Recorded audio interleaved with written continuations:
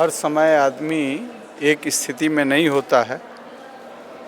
अभी जो चीज़ें प्रकाशित कराई जा रही हैं उसके पीछे हो सकता है एआई का रोल हो। मेरे लिए तो पूरे बिहार में हम कहीं से लड़ सकते हैं। हाँ। हम अपनी ताकत से लड़ते हैं तब भी लोगों को एहसास करा देते हैं, और यदि किसी पार्टी के सहयोग से लड़ते हैं तो जीत दर्ज कराते हैं। हम कहीं से लड़ सकते हैं। नमस्कार, मैं हूं देवांशु, आप देख रहे हैं न्यूज़ फाउंडेशन। इस वक्त हमारे साथ बात करने के लिए जहानाबाद के पूर्व सांसद अरुण कुमार जी होंगे। अरुण कुमार जी, आज दिन भर जो है एक तरह से बिहार की सियासत में हंगामा होता रहा। सदन में नीतीश कुमार जब राष्ट्रगान हो रहा था तो नीतीश कुमार का जो तौर तरीका था उसको लेकर सवाल उठाए जा रहे हैं, इस्तीफा जो है वो मांगा जा रहा है। ये सवाल हम पूछेंगे, उसके बाद हम आते हैं कई और सवाल होंगे। देखिए, हर समय आदमी एक स्थिति में नहीं होता है। अभी जो चीज़ें प्रकाशित कराई जा रही हैं उसके पीछे हो सकता है एआई का रोल हो। आजकल तो विभिन्न तरह के रूप रंग में लोगों को दिखला दिया जाता है, इसलिए मैं उस पर अभी क्या कमेंट दूंगा। Let the issue settle down. हाँ, चलिए अगला सवाल है। इस साल चुनाव होने हैं। बीते लोकसभा चुनाव आप निर्दलीय बीएसपी के टिकट पर चुनाव लड़े।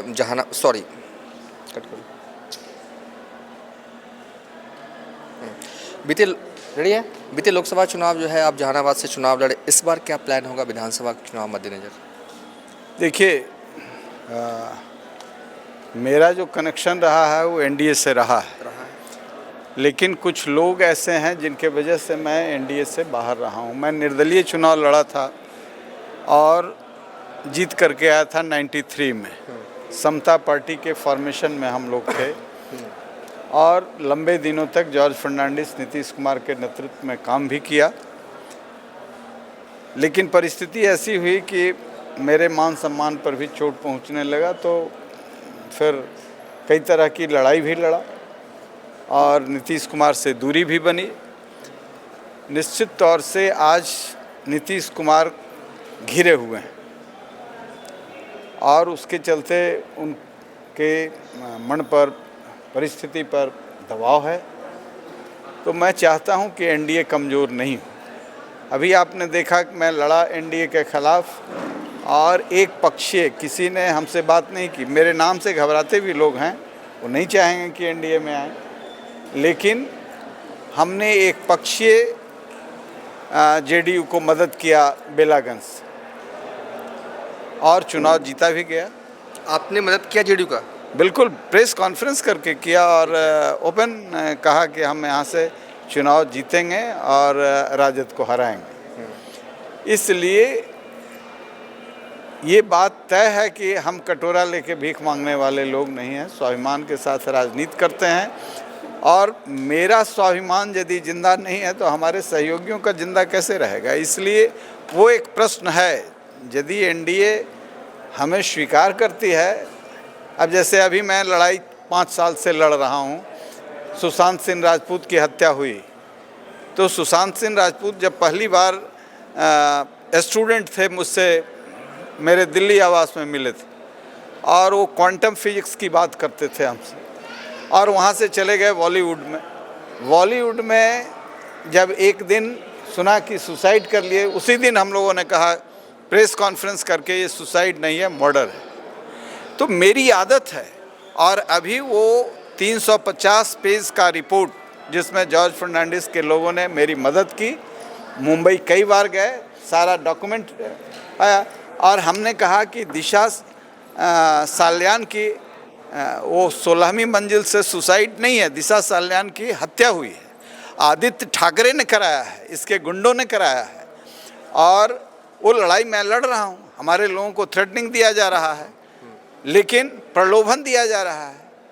नीलेश ओझा जो मुंबई हाई कोर्ट के बड़े वकील हैं, आशुतोष पाठक देश के बड़े पत्रकार हैं, इन लोगों को सारा इनपुट दिया।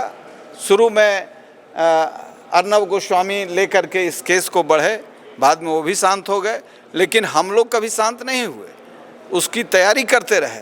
अभी कल महाराष्ट्र के विधानसभा में भी ये सवाल उठा और आज के डेट में हम लोगों ने कहा आप भय मुक्त होइए।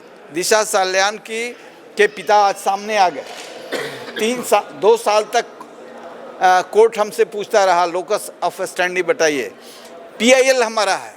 अब ये देश का इतनी बड़ी समस्या है कि जो बॉलीवुड का इतना होनहार ये एक्टिविस्ट है, अभिनेता है, उसकी हत्या हो जाती है, कहता है कि सुसाइड है। तो दिशा साल्यान के साथ जो अमानवीय व्यवहार हुआ, 4 गुंडों ने, आदित्य ठाकरे के लोगों ने किया, उसको छिपाने के लिए उसका पोस्टमार्टम तक बदला गया। अब हमारे पास, चूँकि हम लोगों ने महाराष्ट्र भवन में लगाया था ये जनता की अदालत, देश के हर हिस्से से लोग आए थे। आज 1000 वकील हम लोगों के लीगल एड के लिए हैं। 100 वकील इसमें एक्टिव पार्ट अदा कर रहे हैं। 350 पेज का रिपोर्ट हम लोगों ने सबमिट किया है बॉम्बे हाई कोर्ट में परसों। और आज मैं ये पर आया हूं कि दिशा के साथ जो अमानुषिक व्यवहार हुआ उसको लेकर के सुशांत सिंह राजपूत ने कहा मैं इन गुंडों को छोड़ूंगा नहीं। तो 8 तारीख को दिशा साल्यान के सुसाइड का नैरेटिव तय किया जाता है और 13 तारीख की सुशांत की हत्या होती है।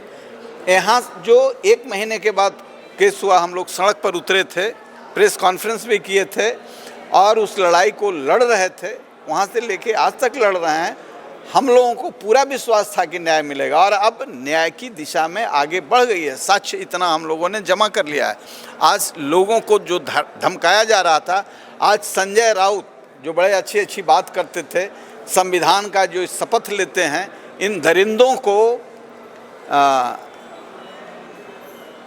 न्याय देने का तो दूर की बात, ये राक्षस हैं। शिवाजी का नाम लेते हैं, ये संविधान की बात करते हैं। तो ऐसे राक्षसों को सामान्य गुंडों से ज़्यादा सख्त सज़ा मिलना चाहिए। इसकी लड़ाई हम लोग लड़ रहे हैं और बिहार के अस्मिता का सवाल है। इसलिए जो बात चीज़ें निकलती हैं उस पर मैं लड़ता रहता हूँ। ये सबको सूट नहीं करता है, लेकिन मैं तो 40 साल से ही काम कर रहा हूँ लड़ने का काम। उस लड़ाई में हम लोगों के साथ अजय अलमस्त भी थे, रेणु कुशवाहा जी भी थी। बाद में ये भी चुप हो गई, पता नहीं इनको भी प्रलोभन दिया गया कि हम आपके साथ हैं, हमको कोई प्रलोभन नहीं। चलिए एक सवाल धमकाया गया होगा। एक सवाल अरुण जी ये है कि 2025 में आप क्या मानते हैं, आपके लिए सबसे मुफीद सीट कौन सी विधानसभा की होगी? मेरे लिए तो पूरे बिहार में हम कहीं से लड़ सकते हैं। हाँ। हम अपनी ताकत से लड़ते हैं, तब भी लोगों को एहसास करा देते हैं। और यदि किसी पार्टी के सहयोग से लड़ते हैं तो जीत दर्ज कराते हैं। हम कहीं से लड़ सकते हैं, लेकिन मैं विधानसभा का चुनाव नहीं लड़ता हूँ। हाँ, इस बार भी नहीं लड़ना? कभी नहीं लड़ते हैं। हाँ। पार्लियामेंट लड़ते हैं। हाँ। MLC लड़े, उसके बाद मैं जो कहता हूँ वही करता हूँ। ये चुनाव से पहले आप कोई पार्टी ज्वाइन करेंगे या नहीं करेंगे, ये बताइए, क्योंकि ये लग रहा है, इशारा तो मिल रहा है कि आप JDU जा रहे हैं। ये परिस्थिति बताएगा। हाँ। परिस्थिति बताएगा। अब JDU चाहेगा कि हमको घुटना टेका करके शामिल कराए, तो मैं आदमी नहीं। अच्छा, आप अपनी शर्तों के साथ शामिल हुइएगा? बिल्कुल। हमने काम किया है नीतीश कुमार जी के साथ, वो हमारे स्वभाव को जानते हैं। तो जो परिस्थिति होगी उसके हिसाब से निर्णय लेंगे।